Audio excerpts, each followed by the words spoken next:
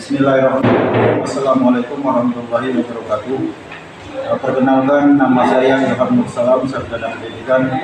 Saya bertugas di SMP Negeri 6, Kecamatan Cengal, tepatnya di Desa Kuala Sungai Pasir. Pada kesempatan kali ini, saya akan mempresentasikan video mengenai wawancara daripada paradigma dilema etika yang akan saya wawancarai, yaitu kepala sekolah SMP, dalam hal ini SMP Negeri 3 Kayu Agung. Kepala Sekolah SMP Negeri 2 Pedamaran. Kita pahami ketika kita menghadapi situasi dilema etika, akan ada nilai-nilai kebajikan mendasar yang bertentangan seperti cinta dan kasih sayang, kebenaran, keadilan, kebebasan, persatuan, toleransi, tanggung jawab, dan penghargaan akan hidup. Tugas kami kali ini berkaitan dengan modul 3.1, yakni mewawancarai beberapa kepala sekolah, minimal 2 kepala sekolah. Dan demikian dari saya, selamat menikmati video saya. Salam dan bahagia.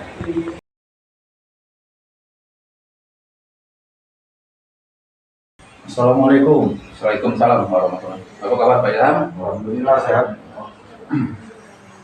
Silakan dulu. Jadi seperti ini Pak, seperti yang telah kita sepakati kemarin tuh Pak, bahwasannya pagi ini kita akan melakukan wawancara. Ini merupakan tugas dari CDP Angkatan 11, tugas LMS, mewawancarai 2 ataupun lebih kepala sekolah pada jenjang SMP. Baik Pak, mungkin bisa kita langsung saja. Ya, silakan. Jadi seperti ini Pak, selama ini bagaimana Bapak dapat mengidentifikasi kasus-kasus yang merupakan dilema etika atau rujukan moral Pak? Baik Pak Ilham, selama ini dalam mengidentifikasi sebuah kasus merupakan dilema etika, karena kasus ini memiliki 2 nilai yang berbeda, tetapi perlu kita pertimbangkan dalam mengambil keputusannya. Berbeda dengan rujukan moral. Kalau rujukan moral itu suatu yang sudah jelas. Iya, yang kebiasaan yang sudah jelas antara hitam dan putih, benar dan salah. Nah itu. Tapi kalau dilema etika ada 2 sisi nilai yang berbeda yang perlu kita pertimbangkan dalam mengambil keputusan. Nah itu. Bisa dikatakan dilema etika itu sama-sama benar Pak? Iya, sama-sama benar. Kalau untuk rujukan moral tadi sepertinya sudah ada regulasinya. Iya, ada regulasinya, hitam putih dan itu benar salah. Nah itu.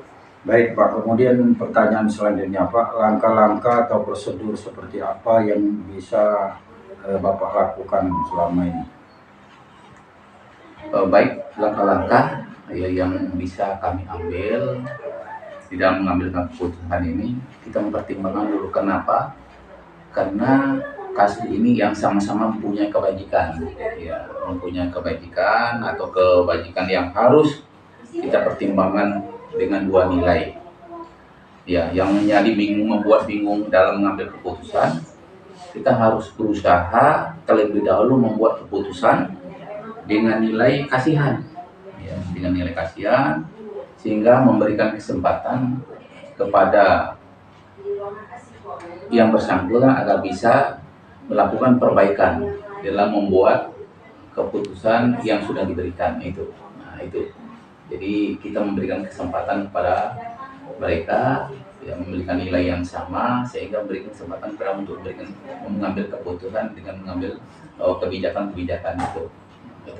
Baik Pak, pertanyaan selanjutnya, hal-hal apa saja yang selama ini Bapak anggap efektif dalam pengambilan keputusan pada kasus-kasus dilema etika yang Bapak sampaikan tadi? Hal yang efektif dalam mengambil keputusan tentu kita harus adanya komunikasi. Harus ada komunikasi. Namun kalau komunikasi ini tetap buntu, artinya tidak ada kesepakatan, tentu kita memberi teguran. ya, teguran dan peringatan ya, dari sekolah. Kemudian kita konsultasikan kepada pihak yang ada mempunyai wewenang yang lebih tinggi gitu. Nah itu kan kalau seandainya masih ya teguran-teguran ini yang belum dihiraukan gitu.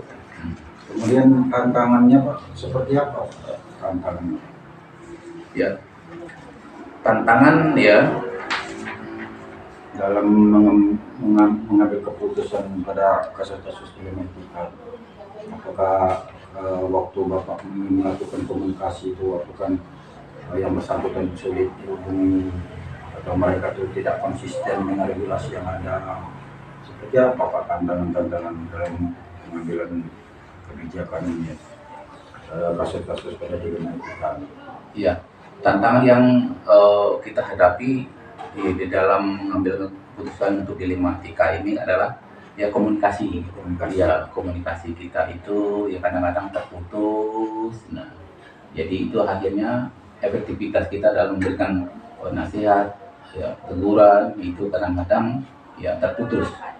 Ya, jadi itulah yang menjadi tantangan kita yang menjadi untuk dalam mengambil keputusan itu. Jadi sering terkendala komunikasi. Iya, komunikasi. Permasalahan yang ada dalam dilema etika dapat kita selesaikan dengan baik. Baik Pak, mungkin ini pertanyaan terakhir Pak.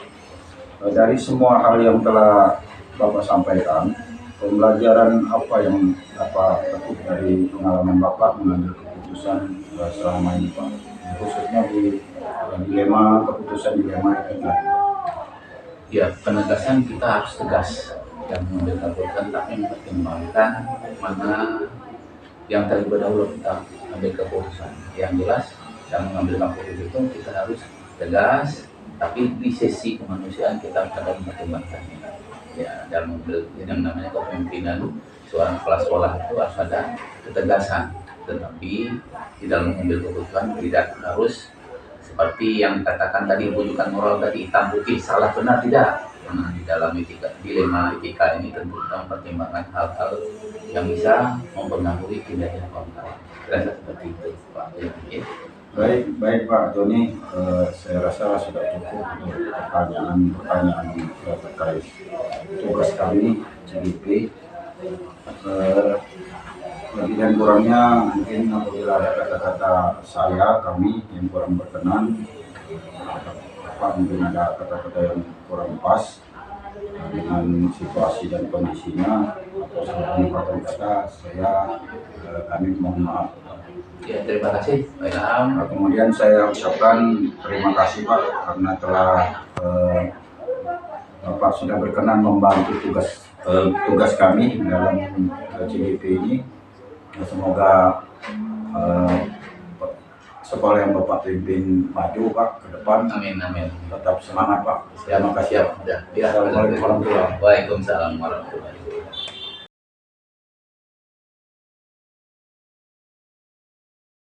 Waalaikumsalam. Bu Yuli, gimana kabarnya Bu? Alhamdulillah sehat Bu. Bagaimana Bu Ilham? Pak Ilham? Saya ini dari CGP Angkatan 11 mengkaji sesuai dengan yang kita sepakati minggu kemarin, maksudnya kita akan melakukan wawancara. Seperti itu. Dulu hari Senin ini ya, hari Senin. Baik. Iya. Ya, silakan Pak Ilham, saya sambil kerja ya. Ya boleh. Siap. Jadi seperti ini. Ketika kita menghadapi situasi dilema etika, itu akan ada nilai-nilai kebajikan mendasar yang bertentangan seperti cinta dan kesetaraan, kebenaran, keadilan, kemudian kebebasan, persatuan, toleransi, tanggung jawab dan penghargaan akan hidup.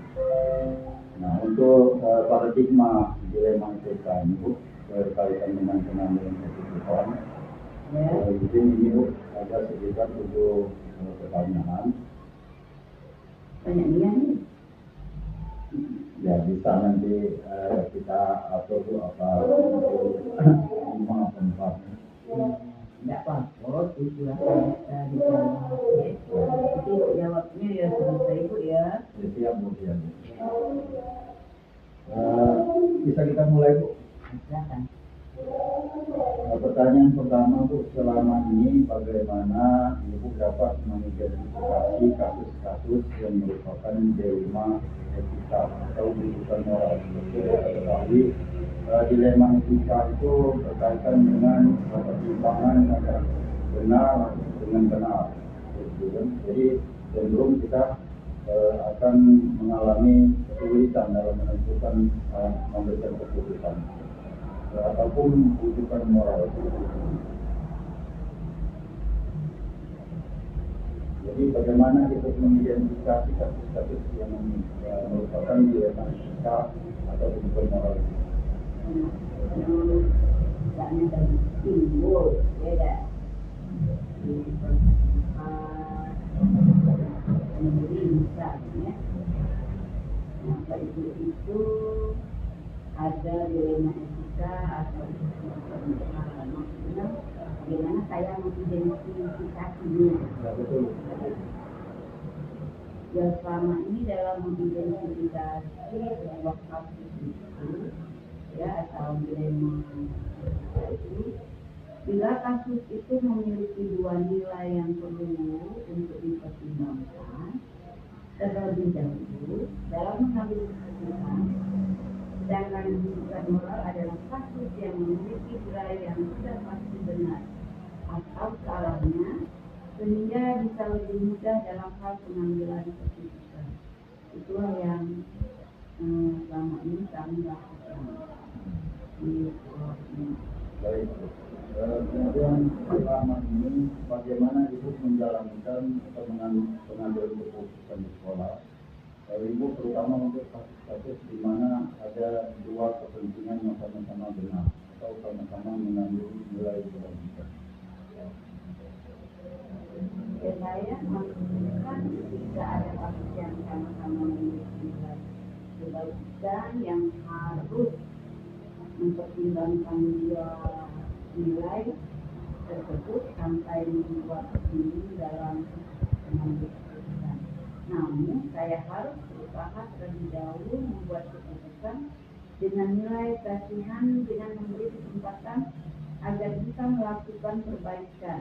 Namun bila tetap tak ada usaha untuk memperbaiki, maka nilai keadilan yang digunakan untuk menjalankan.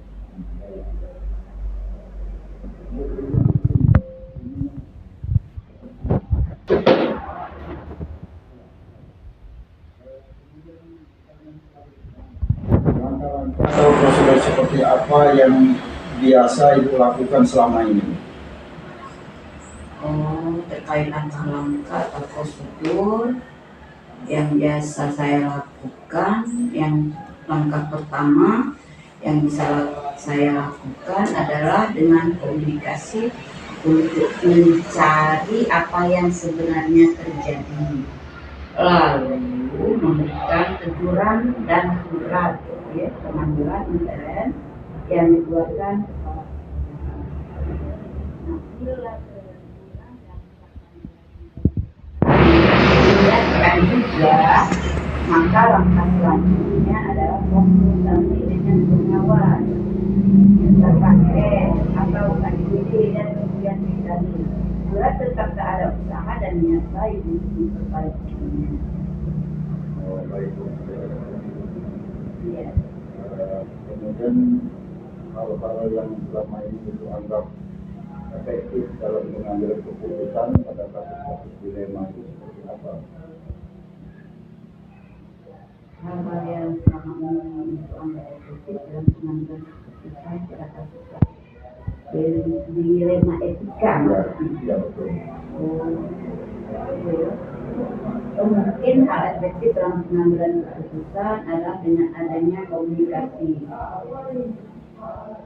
Namun bila tetap tak bisa diajak komunikasi dengan baik, maka teguran dan peringatan dari dalam sekolah kemudian konsultasi pada pihak atas atau bila tetap tak ada perbaikan. Jadi setelah kita komunikasi ya, belum ada juga kita tegur, belum ada juga yang tidak kita konsultasikan dari pihak atas. Kalau belum benar-benar di sekolah tidak dapat diangkat. Baik, kemudian untuk pertanyaan selanjutnya, hal-hal apa saja yang selama ini menjadi tantangan dalam pengambilan keputusan terhadap kasus-kasus yang Ibu bicarakan dari kasus bullying kita ini? Tantangannya itu seperti apa? Tantangan dalam kasus ini saya, ini mengenai visi dan misi biasanya. So, kita kesulitan dalam mengadakan komunikasi baik itu dari pihak siswa, pihak siswa, yaitu ya siswa itu ya tergabung dalam komite ya. Nah sehingga sehingga visi dan misi itu tidak bisa terlaksana lagi. Bila nilai kasih sayang tadi tidak berhasil, maka harus segera ditindaklanjuti dengan nilai kebagusan lainnya, yaitu menegakkan keadilan. Baik, apakah Ibu selama ini ada suatu penjadwalan untuk menyelesaikan masalah ini? Apakah selama ini ada jadwal atau prosedurnya seperti apa yang sudah dijalankan? Untuk apa itu? Untuk tata kelola atau jadwal tertentu dalam sebuah penyelesaian kasus bullying kita. Apakah yang ada jadwal atau tidak berjadwal atau pada saat ada kasus saja itu belum mengambil kebijakan atau seperti apa? Nah, untuk hal ini kami tidak ada jadwal ya pelaksanaan kasus dalam hal ini. Jadi disesuaikan saja. Iya, disesuaikan adanya kasus atau tidak. Tapi di sekolah kami ini, kami itu ada istilahnya untuk memperbaiki etika siswa. Kami ada program yang namanya program perkembangan murid. Yang ada dalam konsul dari hati ke hati, sudah itu dibentuklah parenting. Parenting itu sendiri ya merupakan penjelasan kita cara mendidik anak kita supaya antara didikan di sekolah itu ada sama dengan didikan di rumah. Yaitu orang tua mengerti dan paham bagaimana perilaku anak sendiri. Kita saling menangani. Berkolaborasi dengan ibu. Iya, benar sekali. Baik Bu.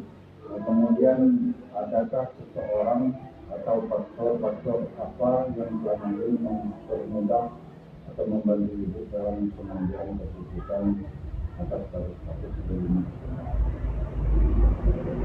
Ada seseorang di belakang Ibu atau ada faktor apa yang mempermudah Ibu untuk berdiskusi pengambilan keputusan?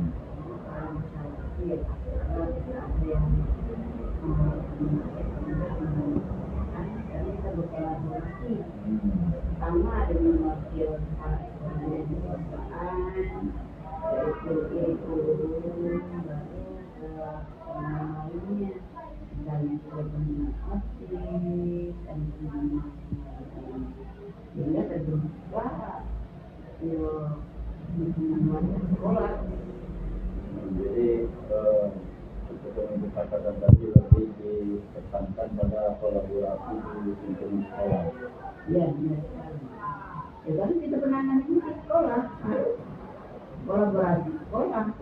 Ya, tidak mungkin kita ke lingkungan luar dulu. Baik Bu, ini pertanyaan yang terakhir Bu. Dari semua hal yang telah disampaikan, pembelajaran apa yang dapat Ibu petik dari pengalaman Ibu mengambil keputusan di rumah? Dari hal apa yang kita lakukan ya di rumah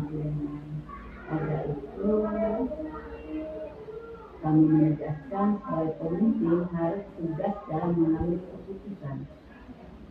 Nah, keputusan itu harus matang-matang.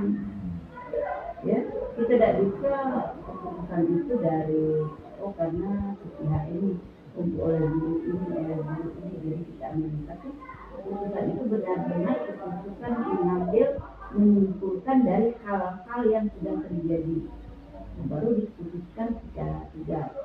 Bila ada dua nilai yang bersinggungan, kita bisa mempertimbangkan terlebih dahulu agar keputusan yang diambil tetap sesuai aturan, namun tetap memiliki nilai kemanusiaan. Itu saja saya katakan. Baik, saya akan terima kasih banyak untuk masalah berkenan untuk masalah pembicaraan. Adapun wawancara ini merupakan tugas dari PJT adalah tugas Kabupaten Boki di Kabupaten Boki. Demikian, terima kasih kepada Ibu Ruli selaku pimpinan Kepala Sekolah SMP Negeri 2 Pedamaran. Wabillahi taufiq wal hidayah. Assalamualaikum warahmatullahi wabarakatuh. Semoga selalu Pak Imam ya ke depan.